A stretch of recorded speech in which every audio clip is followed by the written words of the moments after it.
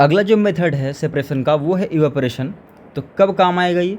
मान लेते हैं कि एक ऐसा सोल्यूशन है जिसमें से हमें अपना सॉल्यूट वापस चाहिए, मतलब हमने दो अलग अलग सब्सटेंस को मिक्स किया, एक सोल्यूशन बनाया, और जिसको डिज़ोल्व किया था, जिसको घोला था, हमें वो चीज़ वापस चाहिए। तो उस लिक्विड को हम हीट करेंगे और वो चेंज हो जाएगा गैस में। तो इसी प्रोसेस को हम क्या बोलते हैं? इवेपोरेशन। जैसे salt out of salty water, जो हमें नमक बनाया जाता है समुद्र के पानी से, वो इसी मेथड से बनाया जाता है। आपको पता होना चाहिए कि जो हम नमक खाते हैं वो कहाँ से बनता है? वो बनता है समुद्र के पानी से, क्योंकि समुद्र का जो पानी होता है, सी वाटर, वो समुद्र का पानी खारा होता है, उसमें नमक मिला होता है। तो पानी को भाप बना के उड़ा देते हैं और बचता क्या है? नमक।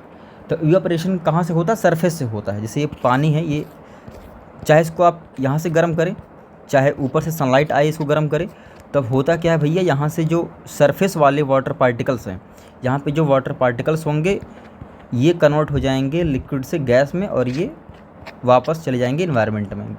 इसी प्रोसेस को हम क्या बोलते हैं? इवेपोरेशन। नेक्स्ट टॉपिक क्या है? क्रिस्टलाइजेशन। चलिए भैया यहाँ पे क्या करेंगे, अब देखिए ये पिछले वाले प्रोसेस से काफ़ी मिलता जुलता प्रोसेस है, लेकिन थोड़ा सा अलग है बस। चलिए ध्यान सुनिएगा।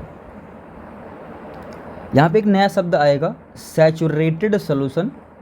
इस पे हम चर्चा कर लेंगे आगे अभी, या चलिए अभी तुरंत चर्चा कर लेते हैं, इसमें कौन सी बड़ी बात है।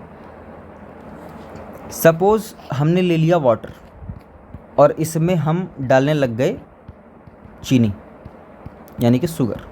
इसमें शुगर डाल दिया हमने, घुमाया और वो घुल गई, फिर और डाला, घुमाया, घुल गई, और डाला, घुमाया, घुल गई, और डाला, घुमाया, घुल गई, और डाला, घुल गई। लेकिन एक टाइम तो ऐसा आएगा ना कि जब और शुगर इसमें डिज़ोल्व नहीं होगी और चीनी इसमें नहीं घुलेगी। तो जब ये सॉल्यूशन उस स्टेट पर पहुंच जाएगा जिसमें और ज़्यादा सॉल्यूट नहीं घुल सकता, यानी कि और चीनी इसमें नहीं जाएगी और चीनी नहीं घुलेगी, तब हम इसको बोलेंगे कि भैया ये सैचुरेटेड सॉल्यूशन है। जैसे अभी हम लोग खाना खाते हैं, एक टाइम आता है हमारा पेट भर जाता है, बोलते हैं बस अब नहीं जाएगा, ठीक है, चाहे कितनी फेवरेट डिश हो। तो वैसे ही जब ये सॉल्यूशन मना कर देता है कि मुझे और चीनी नहीं चाहिए, तब इसको हम क्या बोलेंगे? सैचुरेटेड सॉल्यूशन बोलेंगे। अब इसमें से हमें अगर वापस से अपना सॉलिड वाला पार्ट चाहिए तो क्या करेंगे? हम एक प्रोसेस अपनाएंगे, उस प्रोसेस को हम बोलते हैं क्रिस्टलाइजेशन। क्या किया जाएगा? चलिए देखिए। सबसे पहले इस सॉल्यूशन को हम हीट करेंगे, यानी गर्म करेंगे, ठीक है। ध्यान दो, ऊपर एक सॉल्यूशन है, सैचुरेटेड सॉल्यूशन। अब इसको हम गर्म करेंगे। गर्म करने के बाद क्या होगा? जो वाटर है वो इवेपोरेट हो जाएगा, पानी उड़ जाएगा। उसके बाद जो वो सॉल्यूशन है अभी वो गर्म है, ठीक है, फिर वो धीरे धीरे क्या होगा? ठंडा। ठंडा होने के बाद वो किसका रूप ले लेगा? एक सॉलिड का। उसे हम बोलते हैं क्रिस्टल। इसलिए इस प्रोसेस का क्या नाम पड़ा? क्रिस्टलाइजेशन। हालांकि यहाँ पे फिगर में बिल्कुल क्लियर नहीं है, उसे हम बाद में मतलब कि सुखा भी सकते हैं या फिर फिल्टर पेपर से भी उसको अलग कर सकते हैं। इसका एग्जांपल आपको देखने को मिल जाएगा शादियों में। जैसे शादी है मान लेते हैं, तो रसगुल्ला ख़त्म, तो जो उसका वो बचता है, क्या बोलते हैं उसको? चाशनी। अगर हम उसको गर्म करें तब वहाँ से जो हमें वो मिलेगी शुगर, वापस से शुगर मिलेगी ना, वो एक क्रिस्टल फॉर्म में मिलेगी, मतलब बहुत ज़्यादा सॉलिड होगी। तो किस प्रोसेस से? क्रिस्टलाइजेशन। आगे चलते हैं, सेडिमेंटेशन। ये तो काफ़ी ईजी समझना।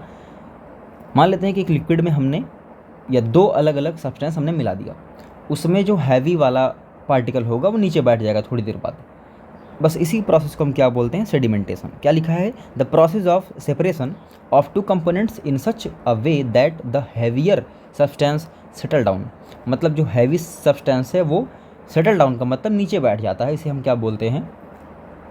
सेडिमेंटेशन। जैसे वाटर में हमने मिक्स कर दिया चॉक पाउडर या फिर मड, मतलब मिट्टी मिक्स कर दी, थोड़ी देर बाद क्या होगा? वो चॉक पाउडर या फिर वो मिट्टी नीचे बैठ जाएगी और ऊपर अपना क्लियर वाटर बचेगा। तो यही प्रोसेस क्या है? सेडिमेंटेशन। और जो ये नीचे बैठ गया, जो सॉलिड नीचे बैठा, इसे हम बोलते हैं सेडिमेंट। क्या बोलते हैं? सेडिमेंट। अब अगर इसी बर्तन से हम इस पानी को दूसरे बर्तन में डाल दें तो इसी को बोलते हैं डिकैंटेशन। आगे देखते हैं, फिगर बना होगा। ये रहा जी डिकैंटेशन। मतलब पहले सेडिमेंटेशन का कॉन्सेप्ट आता है, तब आता है डिकैंटेशन। मतलब जैसे यहाँ पे इस पहले वाले विज़ल में, पहले वाले बर्तन में हमने दोनों मिक्स कर दिया। इस सेकंड वाले विज़ल में ध्यान से देखना, वो जो सेडिमेंट है वो नीचे बैठ गया है, जो इम्प्योरिटी नीचे बैठ गई है। अब ऊपर से अगर हम इस लिक्विड पार्ट को अलग कर लें, ठीक है, तो इसे हम क्या बोलते हैं, इस प्रोसेस को डिकैंटेशन। ध्यान से देखना, इस बर्तन से अलग किया जा रहा है वाटर, और नीचे क्या है, ये सेडिमेंट बैठा हुआ है, ये वाला पार्ट, ध्यान से देखना। तो बस यही प्रोसेस क्या है, डिकैंटेशन। लेकिन इसमें थोड़ी समस्या क्या है, समस्या ये है, और हाँ, ऐसा हमारे घर पे रोज़ होता है। कौन सा, सेडिमेंटेशन और डिकैंटेशन। जैसे जब हमारी मम्मी लोग चावल धुलती हैं तो चावल सॉलिड होता है, नीचे बैठा रहता है, ऊपर से पानी जो है हल्का हल्का गिराया जाता है, धीरे धीरे गिराया जाता है। तो सेडिमेंटेशन, डिकैंटेशन, ये दोनों चलता रहता है चावल धोते टाइम पे। लेकिन यहाँ पे एक दिक्कत ये है, कई बार ये सेडिमेंट भी थोड़ी बहुत मात्रा में यहाँ से चलाता है। तो इसके लिए क्या किया जाए भाई, इसके लिए जुगाड़ किया गया। इसके लिए जुगाड़ आया नया वाला, जिसका नाम है फिल्ट्रेशन। इस प्रोसेस में हम क्या करते हैं, फिल्टर पेपर या स्ट्रेनर का यूज़ करके उस सॉलिड वाले पार्टिकल को छान लेते हैं, अलग कर लेते हैं।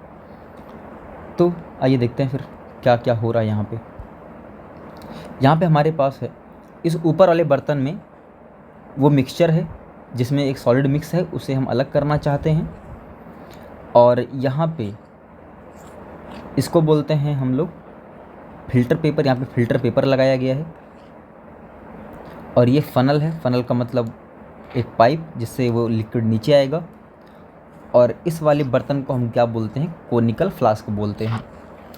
तो चलिए इसको हम धीरे धीरे पॉवर यानी कि उड़ेलते हैं। उड़ेलने के बाद क्या होगा, जो लिक्विड वाला पार्ट होगा वो चलाएगा नीचे, लेकिन वो जो सॉलिड पार्ट होगा, अब उसका साइज बड़ा है, इसलिए वो फिल्टर पेपर में अटक जाएगा, वहीं रुक जाएगा रास्ते में। बट जो लिक्विड वाला है उसके पार्टिकल छोटे हैं, इसलिए वो चलाएगा नीचे। तो जो पार्ट फिल्टर पेपर से होकर के नीचे आ जाता है, ध्यान सुनिए, जो पार्ट फिल्टर पेपर से छन के नीचे आ जाएगा उसे हम बोलेंगे फिल्ट्रेट। क्या बोलेंगे, फिल्ट्रेट।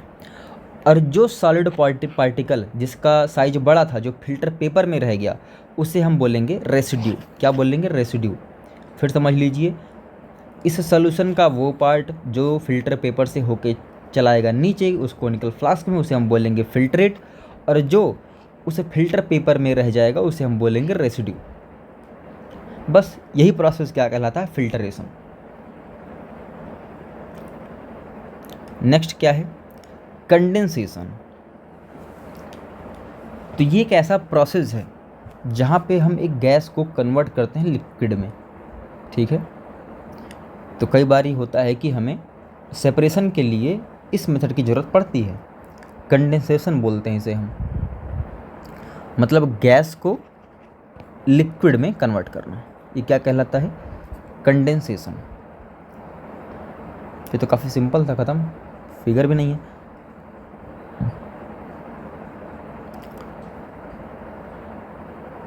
ये वो पार्ट है जहाँ पे हम डिस्कस करने वाले थे सैचुरेटेड सॉल्यूशन की, बट हमने ऑलरेडी डिस्कस कर लिया है। बट एक बार देख लेते हैं कि इसमें लिखा है, can water dissolve any amount of substance. क्या वाटर किसी भी मात्रा में सब्सटेंस को अपने अंदर घोल सकता है। चलिए देखते हैं। Water dissolve different amount of soluble substances in it. मतलब जो पानी है वो अलग अलग मात्रा में चीज़ों को अपने अंदर घोलता है।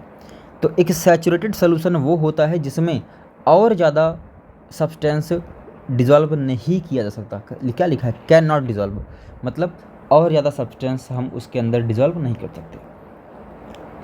लेकिन हाँ, एक कंडीशन पर डिज़ोल्व कर सकते हैं, अगर हम उसे हीट करें तो, ठीक है। अगर हीट करते हैं हम तो उसके अंदर और ज़्यादा सॉल्वेंट घोला जा सकता है। लेकिन बात हो रही यहाँ पे रूम टेम्परेचर की। मतलब अगर हम हीट ना करें, सिर्फ रूम टेम्परेचर पर ही उस सॉल्यूशन को रहने दें, तो वो उस टाइम जब आ जाएगा कि और सॉल्वेंट मिक्स नहीं होगा, तो उस टाइम पे उस सॉल्यूशन को क्या नाम दिया जाएगा, सैचुरेटेड सॉल्यूशन।